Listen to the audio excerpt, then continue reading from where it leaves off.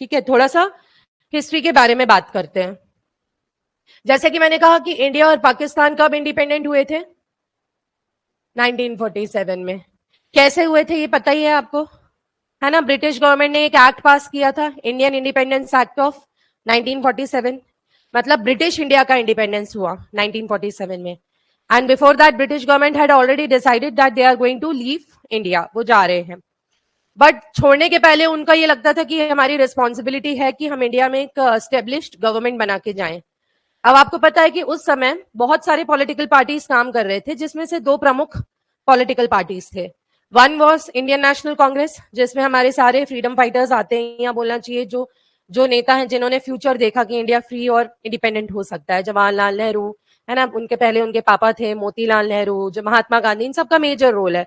सरदार वल्लभ भाई पटेल, है ना। Then there were leaders of extremist, there were leaders of moderates, उनकी अलग अलग अप्रोच थी, सब आप पढ़ चुके हैं स्कूलों में। तो उस समय जो मेन पॉलिटिकल पार्टी थी, जो एक सेक्युलर पार्टी का रूप रखती थी, सेक्युलर मतलब सभी धर्मों के लोग, सभी कास्ट के लोग उसमें रिप्रेजेंट करते थे, that was Indian National Congress. और दूसरी तरफ जो एक मेन मुस्लिम डोमिनेटेड पार्टी थी, that was all India Muslim league. ठीक है, मोहम्मद अली जिन्ना उसके हेड थे उस वक्त। तो अब मेजर लड़ाई थी, और इंडियन नेशनल कांग्रेस जो जवाहरलाल नेहरू लीड कर रहे थे, और मोहम्मद अली जिन्ना जो मुस्लिम लीग थी। तो जब इंडिया इंडिपेंडेंट हुआ, उस समय एक ब्रिटिशर को बुलाया गया था, he was the governor general invited to execute the plan of independence, and he was Lord Mountbatten, right. तो जब लॉर्ड माउंटबेटन आते हैं मार्च 1947 में, तो मुस्लिम लीग उनके सामने डिमांड रखती है कि there can not be one state, we want completely independent Pakistan, we want a separate country for Muslims, हमें इनके साथ नहीं जाना है।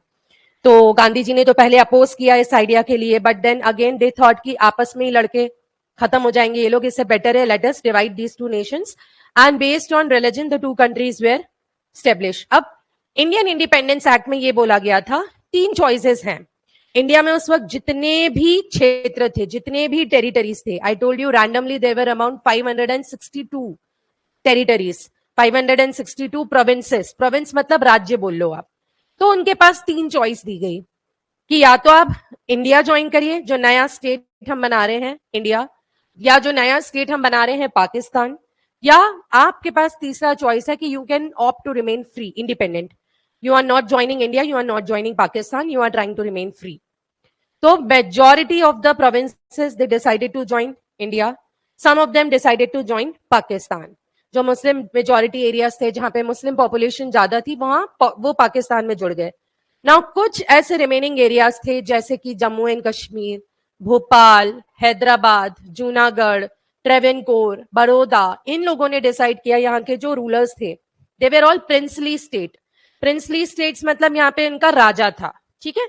ऐसे एरियाज जहां पे राजा रूल करते थे, उनको प्रिंसली स्टेट्स बोला जाता था। तो जब ब्रिटिश गए, तो उन्होंने बोला कि जो प्रिंसली स्टेट्स के रूलर हैं, जो मैंने अभी आपको नाम गिनाए, जम्मू एंड कश्मीर, भोपाल, हैदराबाद, जूनागढ़, बड़ौदा, ट्रेवेनकोर, इन्होंने बोला ना हमें इंडिया ज्वाइन करना है, ना हमें पाकिस्तान ज्वाइन करना है, we want to remain free. ठीक है। अब देखिए 15 अगस्त 1947 को इंडिया ऑफिशियली इंडिपेंडेंट हो गया, और उसके ठीक एक दिन पहले 14 अगस्त 1947 को पाकिस्तान ऑफिशियली इंडिपेंडेंट हो गया, with some rulers deciding to remain free, independent. Now हर एक राज्य की स्टोरी अलग है, कैसे किसको कब इंडिया में मर्ज कराया गया, that is a different story. Our focus is on Jammu and Kashmir. Jammu and Kashmir के साथ क्या हुआ, ठीक है।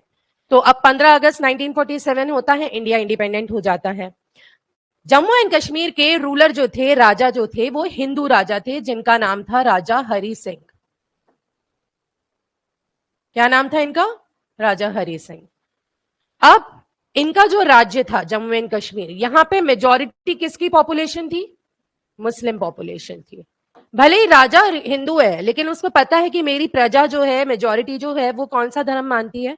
Muslim. So obviously they would be interested in joining Pakistan. But Hindu ruler होने के नाते उसको लगा कि मुझे अभी थोड़ा वक्त लेना चाहिए, सोचना चाहिए कि क्या मुझे इंडिया के साथ जाने में हित होगा या मुझे पाकिस्तान के साथ जाने में हित होगा। So for time being I want some time to think about it, so he decided to remain free. ठीक है। Now as he decided to remain free, India को कोई प्रॉब्लम नहीं थी। ठीक है। अब उस वक्त जब ये सब चलता है हरि सिंह के टाइम पर, उस वक्त वहां पे दो प्रोमिनेंट पॉलिटिकल पार्टीज थी, पॉलिटिकल पार्टीज भी थी, though there was a ruler of the princely state, but there were two political groups which were functioning. Now, one was National Conference. एक पॉलिटिकल जो पार्टी थी वो नेशनल कॉन्फ्रेंस थी, which was an ally of Indian National Congress. Ally मतलब इनके साथ दोस्त थी. इंडियन नेशनल कांग्रेस जो इंडिया की मेजर पॉलिटिकल पार्टी थी, उनकी ये अलाय थी, उनकी दोस्त थी. तो उस वक्त नेशनल कॉन्फ्रेंस के जो हेड थे वो थे Sheikh Abdullah. He was the leader of National Conference. कौन? शेख अब्दुल्ला. और दूसरी तरफ मुस्लिम्स के द्वारा डोमिनेटेड जो पार्टी थी, दैट वॉज मुस्लिम कॉन्फ्रेंस. अब देखो, राजा जो है उसको दोनों ही पार्टीज की बात सुनना है. ऑब्वियसली मुस्लिम कॉन्फ्रेंस का झुकाव किस तरफ होगा कि कश्मीर किसका हिस्सा बन जाए? पाकिस्तान का. और नेशनल कॉन्फ्रेंस का झुकाव किसकी तरफ होगा? भारत की तरफ होगा कि इंडिया का हिस्सा जो बन जाए. तो दोनों ही पार्टीज को ध्यान में रखते हुए हरि सिंह ने डिसाइड किया था कि for time being let me think, I want some time, I will not join India और Pakistan either, but I will somehow decide. इतने में क्या हुआ कि कुछ ऐसे सिचुएशन बनते हैं कि मुस्लिम कॉन्फ्रेंस को लगता है कि eventually Hari Singh is going to join India, because किसका दबाव आ रहा है? नेशनल कॉन्फ्रेंस का, शेख अब्दुल्ला का. तो मुस्लिम कॉन्फ्रेंस ने क्या किया? इनके लीडर्स ने जाके पाकिस्तानी गवर्नमेंट को बोला कि आप कश्मीर को ऑक्यूपाई कर लीजिए, वरना कश्मीर जो है वो इंडिया का हिस्सा बन जाएगा इन नियर फ्यूचर. तो पाकिस्तानी गवर्नमेंट को भी लगता है कि हाँ सही बात है, तो क्योंकि यहाँ पे पूरा एरिया जो है it is dominated by Muslim, so it should belong to us rightfully. तो पाकिस्तानी गवर्नमेंट ने एक स्ट्रैटेजी चली. अब क्योंकि पाकिस्तानी आर्मी डायरेक्ट इन्वॉल्व नहीं हो सकती थी, तो उन्होंने वहां के लोकल ट्राइबल मिलिशियास को इन्वॉल्व किया, और वो थे पश्तून ट्राइबल मिलिशियास. ठीक है. तो पश्तून ट्राइब के कुछ मिलिटेंट्स थे, उनमें पाकिस्तानी सोल्जर्स उनकी वेशभूषा पहनकर एज पश्तून ट्राइबल मिलिटेंट्स वो घुस जाते हैं कश्मीर में. कुछ ट्राइबल मिलिटेंट्स थे पश्तून ट्राइब के, उनका सपोर्ट किसने किया? पाकिस्तानी आर्मी. वो उनके रूप में आके उन्हीं का पहनावा पहन के एज ट्राइबल मिलिटेंट्स वो घुस जाते हैं. क्यों घुस जाते हैं? बिकॉज दे सेड कि we are not happy with the administration of Hari Singh. Kashmir में बहुत ज्यादा अनएम्प्लॉयमेंट का प्रॉब्लम है, and so reason, economical problem है, तो वी वांट टू रिवॉल्ट, और इसलिए हम कैप्चर करना चाहते हैं. और कौन घुसा एक्चुअली में? पाकिस्तानी आर्मी के द्वारा वो पूरा सपोर्टेड था. ठीक है. अब जब वो कश्मीर में इन्वेड करते हैं, so they decided to capture Srinagar. Hari Singh घबरा जाते हैं. हरि सिंह कॉन्टैक्टेड नेशनल कॉन्फ्रेंस, शेख अब्दुल्ला के साथ बात होती है, तो दोनों डिसाइड करते हैं कि let us approach for India's help. India की मदद लेते हैं. जवाहरलाल नेहरू के साथ वो अप्रोच करते हैं, बात करते हैं. जवाहरलाल नेहरू कहता है now it is your internal matter. Kashmir तो इंडिया में जुड़ा नहीं, अब इंडियन आर्मी कैसे इन्वॉल्व हो जाए? तो Indian army can not interfere unless Kashmir becomes part of India. तो 15 अगस्त 1947 को इंडिपेंडेंस के बाद 22 अक्टूबर 1947 को यह अटैक होता है. पश्तून ट्राइबल मिलिटेंट्स जो है वो श्रीनगर को ऑक्यूपाई कर लेते हैं. तो अब हरि सिंह का एक मन तो था ही, पर वो अब कंपेल हो गए, and he agreed to sign instrument of accession. Instrument of accession on 26 October, ठीक है, 1947. तो 22 अक्टूबर को यह अटैक होता है और हरि सिंह जो है इंस्ट्रूमेंट ऑफ असेशन साइन कर लेते हैं. This was in return agreement that Kashmir is now part of India. ठीक है. लेकिन कश्मीर एक फुल फ्लेजेड स्टेट नहीं होगा इंडिया के, उसमें बहुत सारे टर्म्स एंड कंडीशंस लिखे गए थे. तो इसी इंस्ट्रूमेंट ऑफ असेशन के द्वारा कश्मीर को आर्टिकल 370 ऑफ इंडियन कॉन्स्टिट्यूशन के अंडर एक स्पेशल स्टेटस दिया गया था. Okay, Kashmir was given a special status under Article 370 of Indian Constitution that it will not be a regular state of India, but it will have certain privileges. कैसे privileges? Kashmir will have its own constitution. Kashmir will have its own flag. Kashmir will have its own legislative assembly, which will frame constitution for Kashmir. उनका खुद का legislative assembly होगा, जैसे हमारा parliament है, उनका खुद का assembly होगा, वो कश्मीर का constitution draft करेंगे. India will have control over the major areas, जैसे कि फाइनेंस. कश्मीर का फाइनेंस कौन रेगुलेट करेगा? Indian government. Defence, Indian government. Communication, Indian government. जो मेजर चीजें थी, डिफेंस, फाइनेंस, कम्युनिकेशन, तो ये इंडियन गवर्नमेंट कंट्रोल करेगी, बाकी आप कंट्रोल करिए. तो आपको ऑटोनॉमी है. ऑटोनॉमी का मतलब होता है decision to take, power to take decision. है ना। तो कश्मीर की गवर्नमेंट अपने डिसीजन खुद ले, बाकी ये जो मेजर एरियाज हैं ये इंडियन गवर्नमेंट कंट्रोल करेगी। तो इसी शर्त के साथ इंस्ट्रूमेंट ऑफ एसेशन साइन करते हैं ruler Hari Singh and Kashmir becomes part of India under article 370। तो जैसे ही 370 से कश्मीर हिस्सा बनता है, now Indian army went in Srinagar और वहां पे उन्होंने ऑपरेशन लॉन्च किया। तो the operation which was named by Pakistan to capture Kashmir was known as operation Gulmarg. Gulmarg is a very beautiful hill station in Kashmir. ठीक है, तो अब ये फुल फ्लेजेड वॉर छिड़ गया दोनों देशों के बीच में। It started in as soon as the instrument of accession was signed on 26 October 1947. This was the first Indo-Kashmir war when Indian army interfered in Srinagar. तो पहला कश्मीर वॉर शुरू हो गया। फर्स्ट इंडिया पाकिस्तान वार भी बोलते हैं इसको, फर्स्ट कश्मीर वॉर भी बोलते हैं इसको, दोनों नाम है इसके। तो first Indo Pakistan war started in 1947, इसको फर्स्ट कश्मीर वॉर भी बोल रहे हैं and the name of the operation was operation Gulmarg. ठीक है, नाउ दिसंबर 1948 तक ये वॉर चलता है दोनों देशों के बीच में। उस वक्त हमारे प्राइम मिनिस्टर जवाहरलाल नेहरू रहते हैं पहले, तो वो चले जाते हैं यूनाइटेड नेशंस और यूनाइटेड नेशंस में जाके बोलते हैं कि ये जो हो रहा है वॉर, ये this is not right and you should intervene and ask Pakistan to stop. तो यूनाइटेड नेशंस के इंटरवेंशन की वजह से एक रेजोल्यूशन वहां से वो इशू करते हैं, that was named as resolution 47, और आदेश देते हैं कि दोनों ही देश सीज फायर डिक्लेयर करें। सीज फायर का मतलब अब कोई एक दूसरे के खिलाफ एम्यूनेशन वेपन्स यूज नहीं करेगा। सीज फायर मतलब रोक दो, फायरिंग रोक दो। उस समय सिचुएशन ये थी कि जो अपना कश्मीर वाला एरिया था काफी हद तक, मतलब आप बोल सकते हैं 1/3 of Kashmir was already under Pakistani army.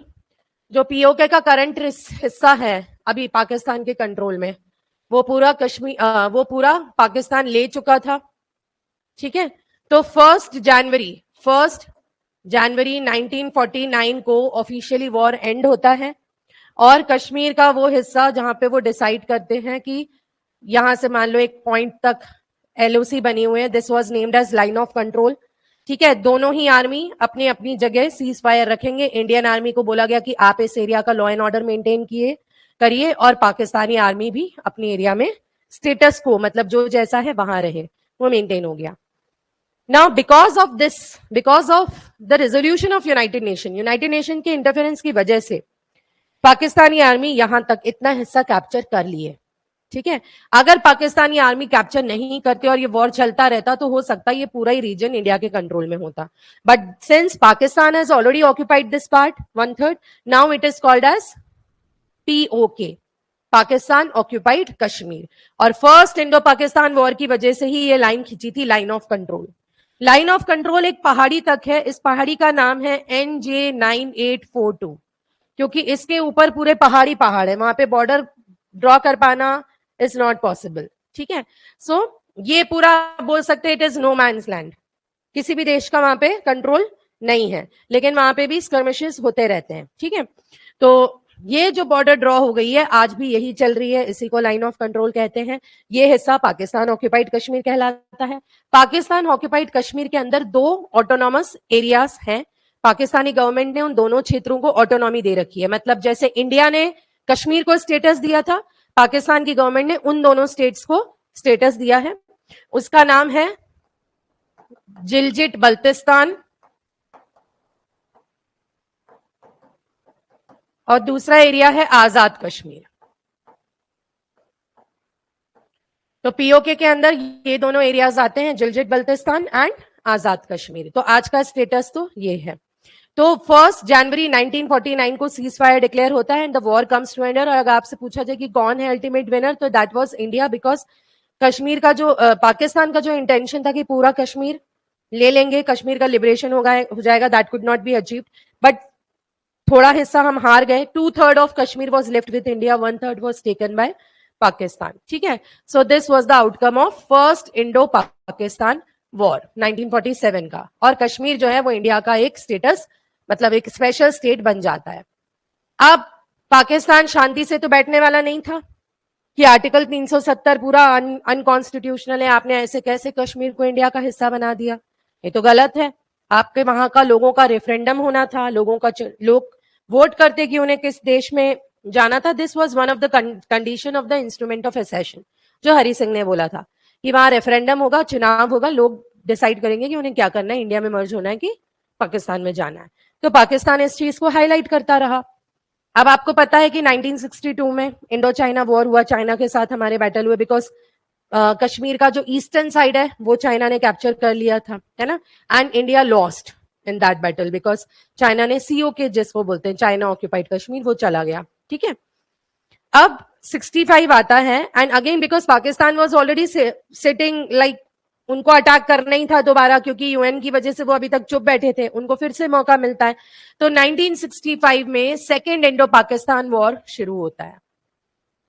ठीक है, एंड ये जो था ये फुल फ्लोन बोल सकते हैं, इसमें टैंक बैटल्स, आर्टिलरी, मिसाइल, सब चीजों का यूज हुआ है, एयर स्ट्राइक्स हुए हैं, नेवल बैटल हुआ है, तो सारा कुछ हुआ है इसमें। This is called as second Indo Pakistan war, या फिर इसको सेकेंड कश्मीर वॉर भी बोलते हैं। It was again fought for the territory which is in Kashmir.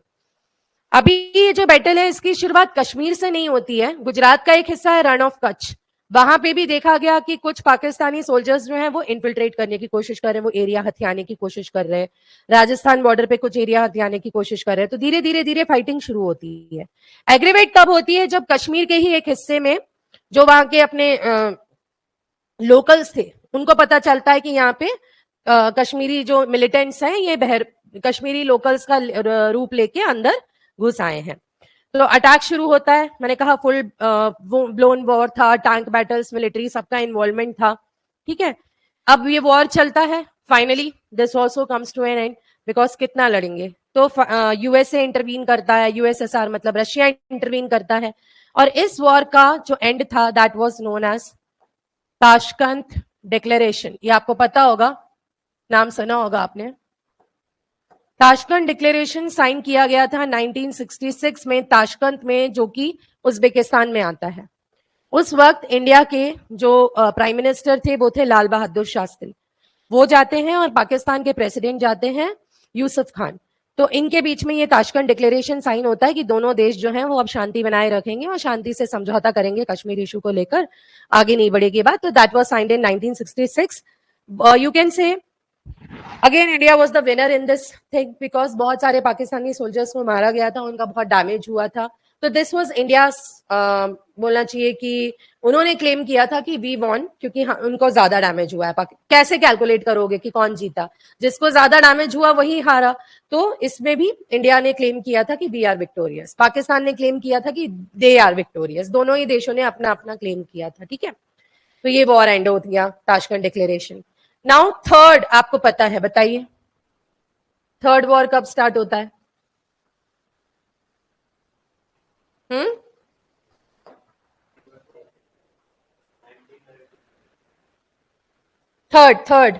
Third Indo Pakistan war.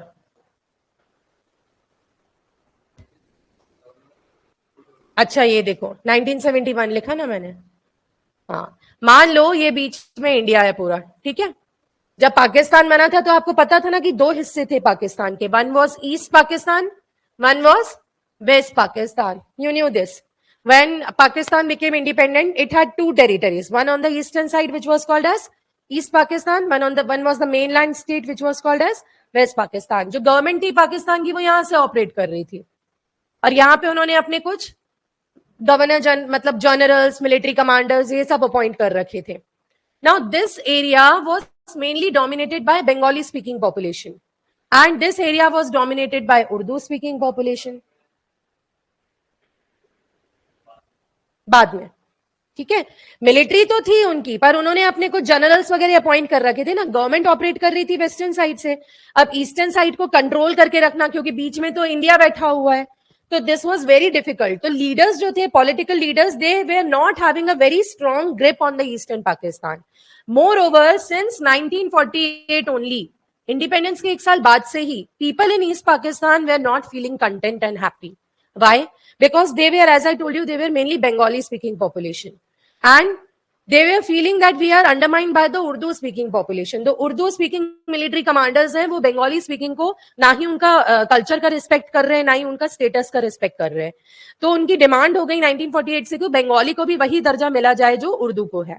तो यहां से धीरे धीरे प्रोटेस्ट शुरू हुए देश में कि आप बंगाली स्पीकिंग लोगों को कुछ समझ ही नहीं रहे हो, उर्दू स्पीकिंग पॉपुलेशन डोमिनेट कर रही है, Urdu speaking military commanders dominate कर रहे हैं, तो लोगों ने प्रोटेस्ट करना शुरू कर दिया। धीरे धीरे यहां पर एक पॉलिटिकल विंग बहुत ही स्ट्रांग बन गया जिसका नाम था आवामी लीग, और इसके लीडर थे Sheikh Mujibur Rahman. Mujibur Rahman, the founder of Awami League, he became very prominent in this region. By 1970, यहाँ पर जनरल इलेक्शन होते हैं पाकिस्तान में, और पाकिस्तान के जनरल इलेक्शन में यू वोंट बिलीव ये पार्टी जीत जाती है, आवामी लीग। तो अब किसकी सरकार बनेगी? मुजीबुर रहमान की। But people in the west they did not accept कि आवामी लीग जीत गई। लोकसभा के इलेक्शंस हुए, जनरल इलेक्शंस मतलब लोकसभा इलेक्शंस, उसमें ये पार्टी जीत जाती है फ्रॉम ईस्ट पाकिस्तान। तो क्या ये देश मतलब वेस्टर्न साइड चाहेगा कि Awami league which is from the east वो आके गवर्नमेंट बनाए? नहीं, ठीक है, या इनकी गवर्नमेंट बने, तो ऐसा उनको एक्सेप्टेड नहीं था। सो उन्होंने एक ऑपरेशन लॉन्च किया पाकिस्तानी गवर्नमेंट ने जिसको कहा गया ऑपरेशन सर्च लाइट। अब ऑपरेशन सर्च लाइट क्या था कि जितने भी बंगाली इंटेलेक्चुअल्स हैं या जो बंगाली पॉलिटिकल लीडर्स हैं या ऐसे लोग जो पढ़े लिखे हैं और लोगों को बोल सकते हैं, लोगों को जागृत कर रहे हैं कि हमें अपना देश बनाना है, हमें स्वतंत्रता चाहिए, हमें उर्दू से अलग होना है, व्हाट ऑल, है ना, ऐसे लोगों को ढूंढ ढूंढ के मारो। तो सारे प्रोमिनेंट लीडर्स को इन्होंने ढूंढ ढूंढ के मारना शुरू कर दिया। मतलब एक तरह से एक मिलिट्री ऑपरेशन हो गया वो ऑपरेशन सर्च लाइट। मतलब पाकिस्तानी मिलिट्री अपने ही देश के एक हिस्से में जाके अपने ही लोगों को मार रही है। कौन से लोगों को मार रही है? ऐसे लोग जो कि पाकिस्तान की गवर्नमेंट जो कि वेस्ट में है उसके साथ जेल नहीं खाती, मतलब जिनकी आइडियोलॉजीज अलग है।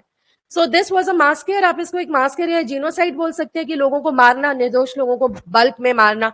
तो एज अ रिजल्ट ये जो मुजीबुर रहमान थे इनको समझ में आ गया कि इस देश के साथ रह के हमारा कुछ नहीं होना, ये तो हमें ही मार रहा है, हम इसी देश का हिस्सा है, we are part of Pakistan and they are ready to kill people of Pakistan, so we want complete independence। तो उन्होंने इंडिपेंडेंस की गुहार लगाई। अब जब उन्होंने इंडिपेंडेंस की गुहार लगाई तो हो क्या रहा था कि बहुत हैवी माइग्रेशन हो रहा था इस हिस्से से, ईस्ट पाकिस्तान से टू इंडिया, क्योंकि बॉर्डर में कौन सा था state? West Bengal. East Bengal और वेस्ट बंगाल जुड़े ही हुए थे, तो बहुत हैवी माइग्रेशन हो रहा था लोगों को। तो इंडिया के ऊपर इकोनॉमिकली बहुत स्ट्रेन आ रहा था। इंडियन गवर्नमेंट चुपचाप बैठ के सारा तमाशा देख रही थी 50s से 70s तक, 20 साल तक। इस बीच में बहुत माइग्रेशन हुआ। उस वक्त प्राइम मिनिस्टर थी इंदिरा गांधी, उनके ऊपर बहुत प्रेशर आने लगा कि करोड़ों लोग जो हैं बांग्लादेश, मतलब बोलना चाहिए ये जो ईस्ट बंगाल के लोग हैं, ईस्ट पाकिस्तान के लोग हैं, ये माइग्रेट करते आ रहे हैं, तो हमारा देश इनको कितना शेल्टर और कितनी जॉब अपॉर्चुनिटीज दे पाएगा? हमारी भी तो करोड़ों की संख्या है।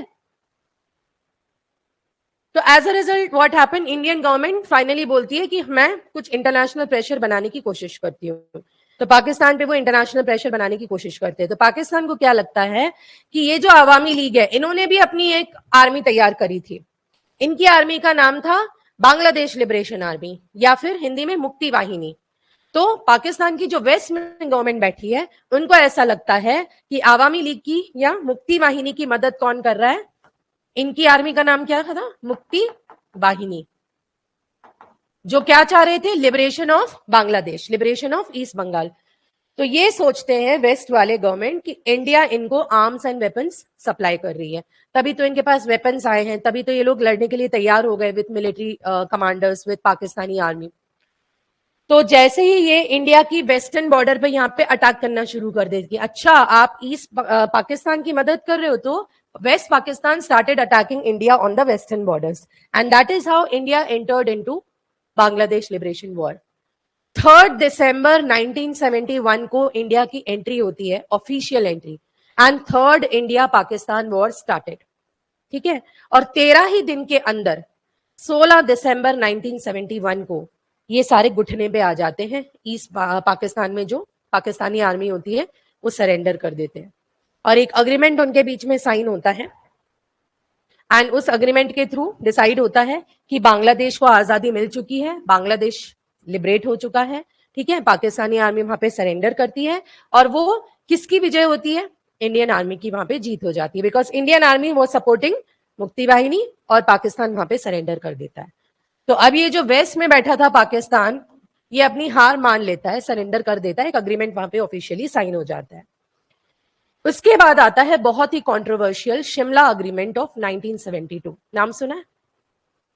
नहीं सुना? तो जब ये बांग्लादेश लिबरेट हो जाता है 16 दिसंबर 1971, मैंने कहा 3 दिसंबर 1971 को इंडिया इन्वॉल्व होता है बांग्लादेश लिबरेशन वॉर में, और 13 दिन के अंदर पाकिस्तान की आर्मी सरेंडर कर देती है इंडियन आर्मी के सामने और बांग्लादेश को आजादी मिल जाती है। सो जो मुजीबुर रहमान है वो बोलते हैं कि we are grateful to motherland India, उन्हीं की वजह से बांग्लादेश बना है। ठीक है, इसलिए आज इंडिया और बांग्लादेश के संबंध बहुत अच्छे हैं। ठीक है, तो अब क्या होता है, शिमला अग्रीमेंट आता है।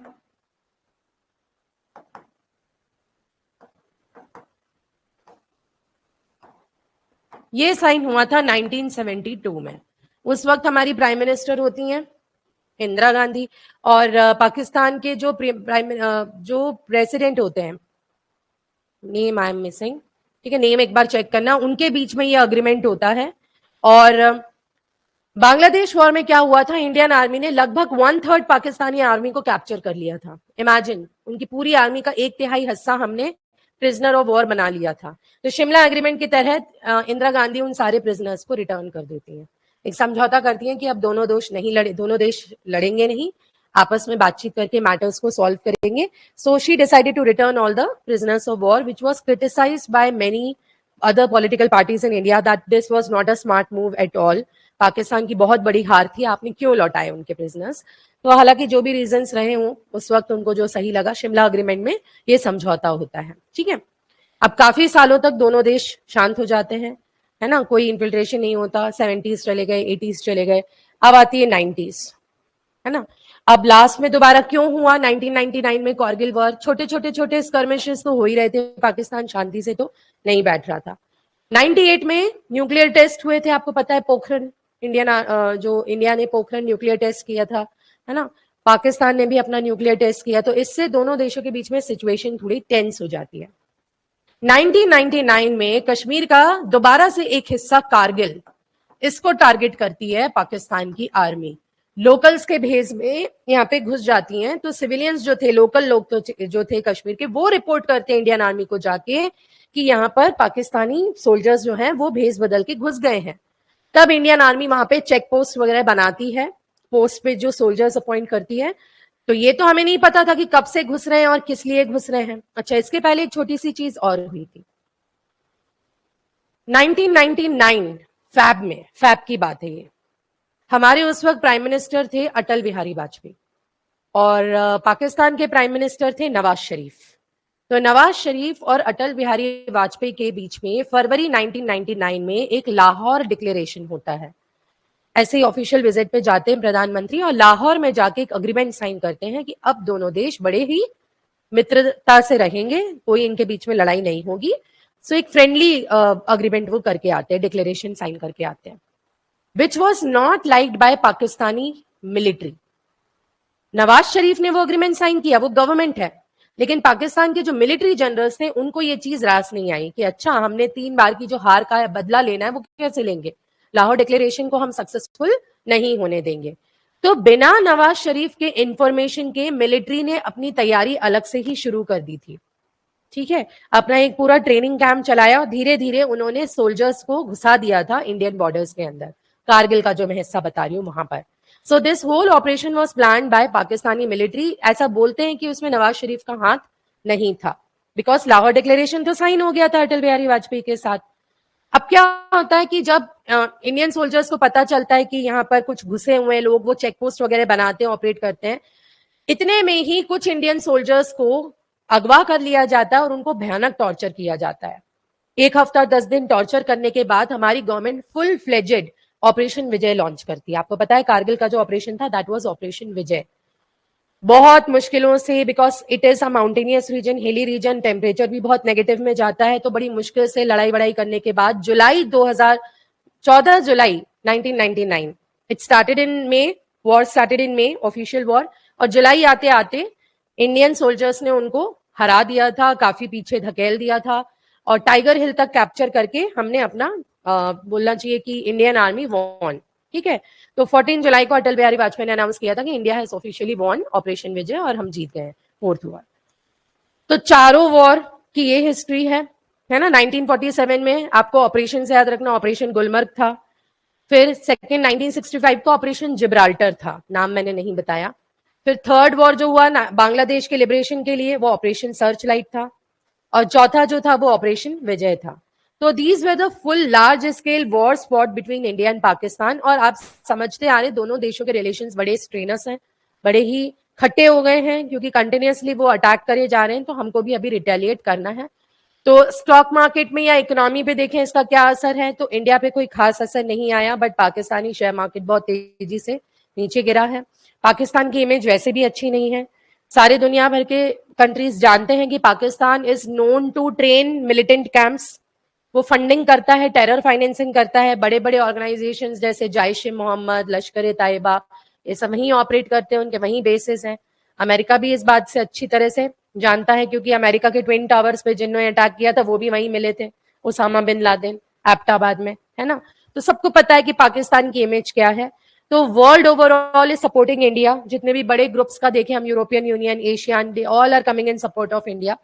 तो अभी देखते हैं कि क्या होगा। बड़ी बड़ी बातें तो पाकिस्तान कर रहा है कि we will not sit quiet, we will response. अब देखते हैं कि क्या करते हैं वो आगे, उनका नेक्स्ट स्टेप क्या होगा।